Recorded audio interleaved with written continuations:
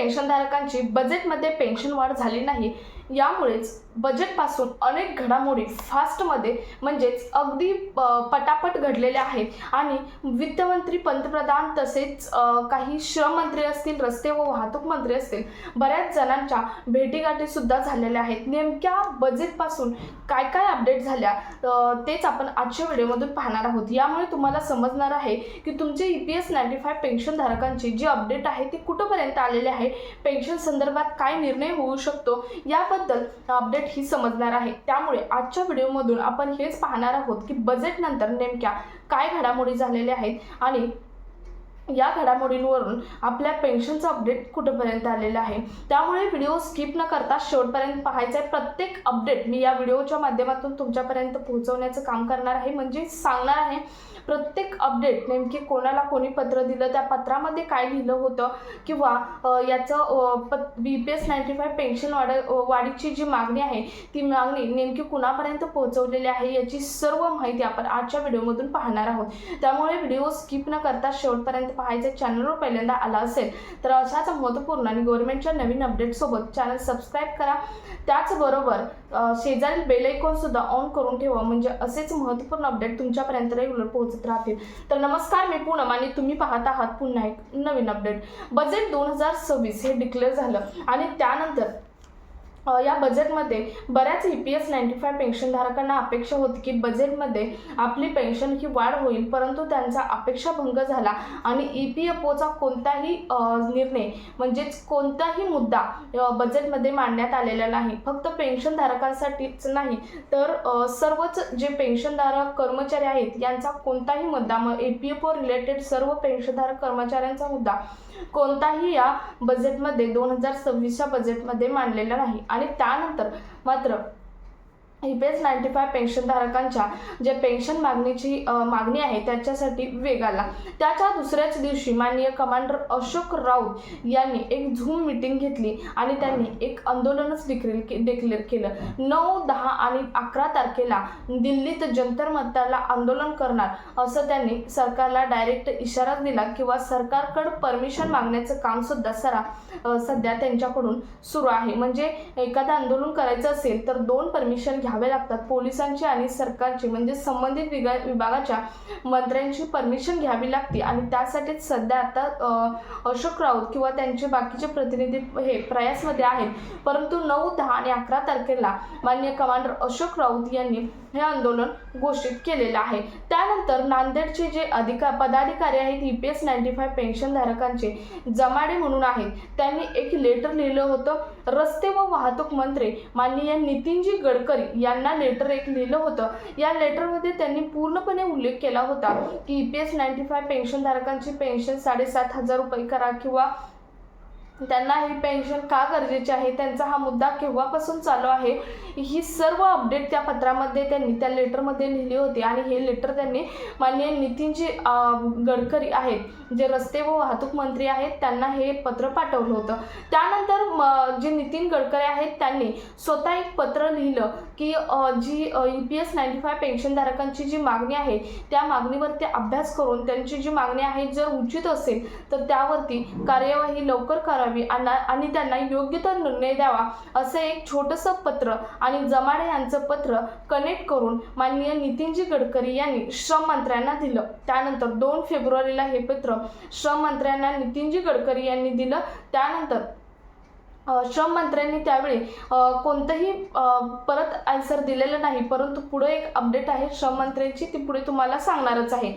परंतु त्यानंतर वित्त मंत्र्याचे जे एक्सपेंडिचर सेक्रेटरी असतात, वित्त मंत्रालयाचे एक्सपेंडिचर सेक्रेटरी असतात, या सेक्रेटरींबरोबर माननीय कमांडर अशोक राऊत असतील, महासचिव वीरेंद्र संघ असतील, त्यानंतर बाकीचे काही प्रतिनिधी आहेत, हे सर्व प्रतिनिधी मिळून यांनी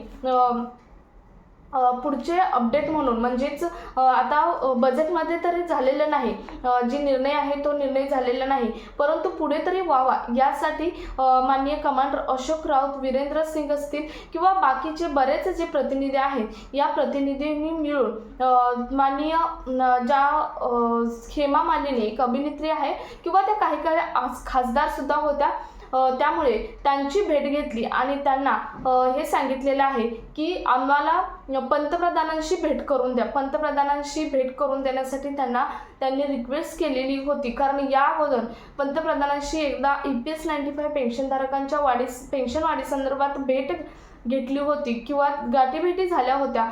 तेही मध्यस्थी माननीय हेमा मालिनीच होत्या. त्यामुळे यावेळी सुद्धा माननीय हेमा मालिनी यांना माननीय कमांडर अशोक राऊत असतील, वीरेंद्र सिंग असतील किंवा बाकीचे 4-5 जे मेंबर्स आहेत त्या सर्व मेंबर्सनी मिळून माननीय हेमा मालिनी यांची भेट करून घेऊन त्यांना रिक्वेस्ट केलेली आहे. पंतप्रधानांची मीटिंग करून द्यायला त्यांना रिक्वेस्ट ही केलेली आहे.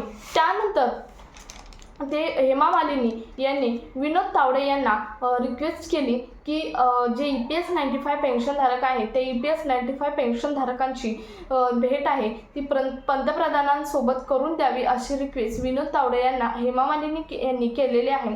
त्यामुळे जे पंतप्रधान आहेत पंतप्रधानांची भेट कधी होती कधी होईल याबद्दल आपण सांगू शकत नाही, परंतु तिथपर्यंत पोहोचण्याचं तरी काम माननीय कमांडर अशोक राऊत आणि त्यांचे प्रतिनिधी असतील, रमाकांत नरगुड असतील किंवा दिल्ली प्रदेशाध्यक्ष सुरेश डंगवाल असतील, तसेच PS राणा असतील, बलवीर सिंग असतील, असे बरेच जण उपस्थित तिथे होते आणि त्यावेळी त्यांनी ही रिक्वेस्ट ही केलेली आहे. आता या पुढचं अपडेट म्हणजे परवा एक भारतीय मजदूर संघाची एक कार्यक्रम झाला. या कार्यक्रमामध्ये श्रममंत्री जे आहेत श्रममंत्री मनसुख मांडवेजी यांनी सुद्धा जाहीर सभेमध्ये सांगितलं की EPS 95 पेन्शनधारकांचा जो मुद्दा आहे तो मुद्दा वारंवार माझ्याकडे येत आहे आणि आत्ता सुद्धा आलेला आहे, त्यांचाही निर्णय लवकर घेऊ असं सांगितलेलं आहे. परंतु खुद्द त्यांनी हे सांगितलं नाही की पेन्शन किती वाढवू, किती वाढ पेन्शनची करायची, किती % करायची किंवा कितीपर्यंत करायची, हे मात्र त्यांनी त्यावेळी सुद्धा सांगितलेले नाही. या जाहीर कार्यक्रमामध्ये त्यांनी सांगितल्याबद्दल या अगोदर जाहीर कार्यक्रमामध्ये कोणत्याही मंत्र्यांनी EPS 95 पेन्शनधारकांसंदर्भात बोलले नव्हते. म्हणजे स्वतः श्रम मंत्री तर बोललेच नव्हते, कारण या अगोदर लेखी स्वरूपात पत्र किंवा कुठेतरी एखाद्या ऑफिसमध्ये मीटिंग घेणं आणि EPS 95 पेन्शनधारकांची समजूत काढणं असे प्रकार चालू होते. परंतु सध्या एका कामगार मजदूर संघाची एक मीटिंग होती, एक कार्यक्रम होता.